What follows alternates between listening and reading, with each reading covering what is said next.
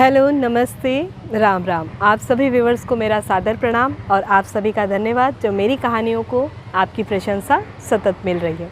तो चलिए शुरू करते हैं आज की कहानी। आज की जो कहानी है वो बहुत अच्छी कहानी है। मैंने कहीं इसे पढ़ा तो मुझे बहुत अच्छी लगी और सोचा क्यों ना आप सभी के साथ ये कहानी मैं शेयर करूं। तो एक नवयुवक हैं जो अभी अभी अपनी पढ़ाई पूरी करके निकले हैं और कई सारी पुस्तकों को पढ़ने के बाद, कई सारे ज्ञान को अर्जित करने के बाद वो नवयुवक ये चाहता है कि वो दुनिया में अपना नाम रोशन करे, सारे लोग उसे जाने पहचाने और वो महान बने, विद्वान बने। इस उधेड़-बुन में नवयुवक तरह तरह की पुस्तकें पढ़ता है। कई विद्वान व्यक्तियों के ज्ञान को अर्जित करने की कोशिश उनकी है और वो कई पुस्तकों से विद्वान व्यक्तियों के बारे में जानकारी लेते हैं, उनके अनुभव के बारे में जानते हैं और अंत में ये निर्णय निकल के आता है कि यदि आपको विद्वान बनना है तो आपकी संगत विद्वानों की होना चाहिए या आपका सानिध्य विद्वान और महान व्यक्तियों का होना चाहिए। अब नवयुवक ने विद्वान और महान व्यक्तियों से जुड़ने की कोशिश शुरू कर दी। अलग अलग विद्वानों के वो पता लेते और उनसे समय प्राप्त करने की कोशिश करते, उनके साथ कुछ समय बिता पाए, उनके अनुभव जान पाए, उनसे विचार विमर्श कर पाए, उनसे चर्चा कर पाए और उनसे कुछ ज्ञान ले पाए। ये सारी कोशिश नवयुवक की सतत है। पर ऐसा करते करते नवयुवक ने ये पाया कि काफ़ी सारा समय जो है विद्वान लोगों का समय लेने में ही निकल जाता है। तो नवयुवक था, उसने सोचा कि अरे भाई ऐसे करते करते तो पूरा टाइम ऐसे ही निकल रहा है, पता नहीं मैं कब अपना नाम रोशन कर पाऊँगा। ये सारा कुछ सोचते सोचते एक दिन एक राह पर वो जाकर बैठ गया और उदास होकर इसी उधड़-बुन में लगा था कि आखिर कैसे मेरा सपना साकार होगा। उसी रास्ते से एक राहगीर गुज़र रहे थे जो थोड़े उम्र दराज थे। उन्होंने उस नवयुवक को देखा कि वो काफ़ी हताश होकर बैठा है। राहगीर से रहा नहीं गया। वे उस नवयुवक के पास पहुँचे और उन्होंने पूछा कि भैया नवयुवक, तुम इतने उदास क्यों दिख रहे हो? तुम तो काफ़ी उत्साहित लगते हो और इस प्रकार से परेशान क्यों हो? तो जो नवयुवक था उसने उस राहगीर की तरफ देखा और कहा कि देखिए, आप देखने में एक साधारण मानव दिखाई देते हैं, मेरी समस्या बहुत बड़ी है और मुझे नहीं लगता कि आप इसका कोई हल मुझे सुझा सकते हैं। तो आप कृपया करके अपना प्रस्थान कीजिए और मुझे शांति से बैठने दीजिए।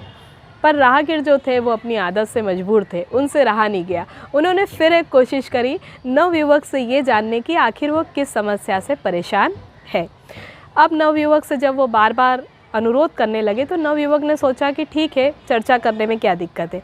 नवयुवक ने अपनी परेशानी बताई कि चलिए, आप यदि चाहते ही हैं कि मैं आपसे बात करूं और अपनी समस्या बताऊं, तो मेरी समस्या ये है कि मैं अपना नाम रोशन करना चाहता हूं, मैं महान और विद्वान बनना चाहता हूं।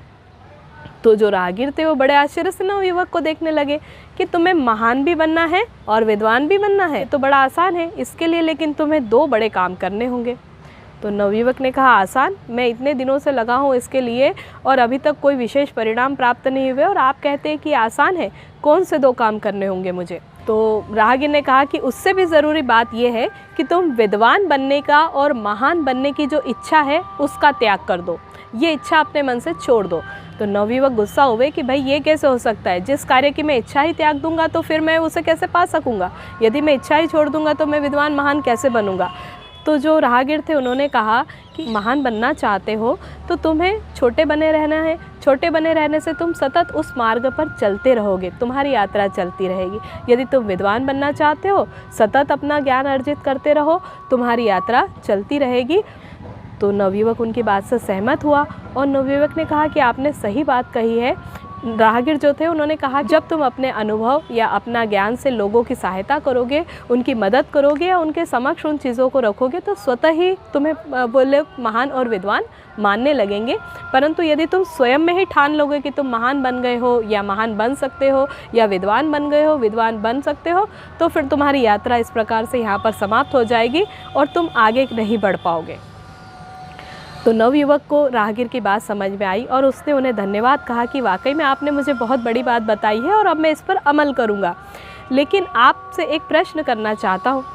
तो राहगीर ने कहा कि पूछो। आप इतने साधारण से मानव दिखाई देते हैं, असल में आप क्या हैं? क्या आप कोई विद्वान हैं? न तो मैंने कभी किसी पुस्तक में आपके बारे में पढ़ा, न कहीं किसी से आपके बारे में सुना है, तो आखिर आप कौन हैं? तो राहगीर ने कहा कि कि देखो नवयुवक, न मैं विद्वान हूँ और ना ही मैं महान हूँ। मैं एक छोटा सा शिक्षक, एक साधारण सा अध्यापक हूँ जो विद्यार्थियों को बनाता हूँ और उनके जीवन में आगे बढ़ने की प्रेरणा देता हूँ, उन्हें लक्ष्य देता हूँ और उनकी सहायता करता हूँ। मैं ना तो स्वयं कभी विद्वान हूँ और ना ही मैं कभी महान हूँ। एक साधारण सा अध्यापक और एक साधारण सा शिक्षक हूँ, तो यही मेरी पहचान है। तो नवयुवक जो थे उसने उन राहगीर का, उन शिक्षक का धन्यवाद किया और इस प्रकार से वो अपने कार्य में वापस से जुड़ गया और पता ही नहीं चला कि वो कब धीरे धीरे महान और विद्वान बनता चला गया। तो ये थी आज की कहानी। आशा है आप सभी को पसंद आई होगी। तो चलिए मिलते हैं अगले वीडियो में। मेरी कहानी को इतने धैर्य से सुनने के लिए आप सभी का धन्यवाद। नमस्ते।